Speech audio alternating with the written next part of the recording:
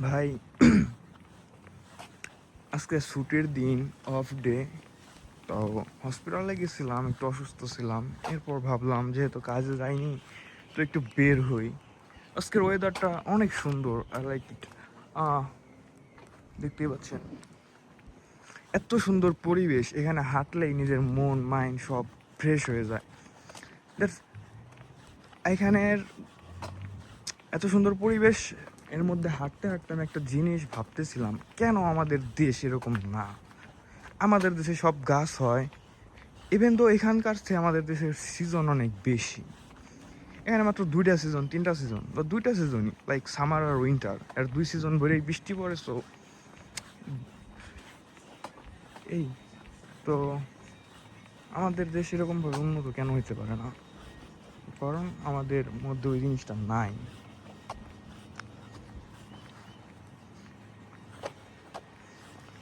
আমরা চাইলেও আমরা করি না।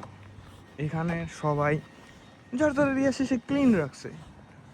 দেখেন কত সুন্দর, যার বাসার সামনে গাছ লাগাইছে, এভরিথিং বিউটিফুল। এটা আমার নতুন করে দেখানোর কিছুই নাই যে নতুন নতুন দেশের বাইরে আসছি এবং ভিডিও করে আপনাদের মাঝে দেখাচ্ছি, ইভেন তো এর আগে কেউ দেখায়নি। বিষয়টা এরকম না, আসলেই ভালো লাগে। ইভেন প্রত্যেকটা বাংলাদেশি যারা বিদেশে আছে বা অ্যাব্রোডে স্টাডি করতেছে, কাজ করতেছে, তাদের তারা সব তারা এটা রিয়েলাইজ করতে পারে যে একটা দেশ বা একটা জাতি উন্নত হইতে গেলে তার গভর্নমেন্টের যেমন উন্নত হইতে হয়, সুযোগ সুবিধা দিতে হয়, এবং তাদের জনগণেরও কিছু দায়িত্ব থাকে।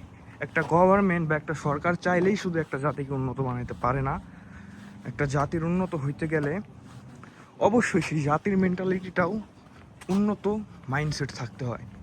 তো হ্যাঁ, এটাই, দ্যাটস ইট। আমার অনেক কিছুই বলতে চাইছিলাম, বাট এখন আর কী বলবো। নিজের দেশের প্রতি আশা রাখতে পারি, তাছাড়া আর কিছুই করার নাই।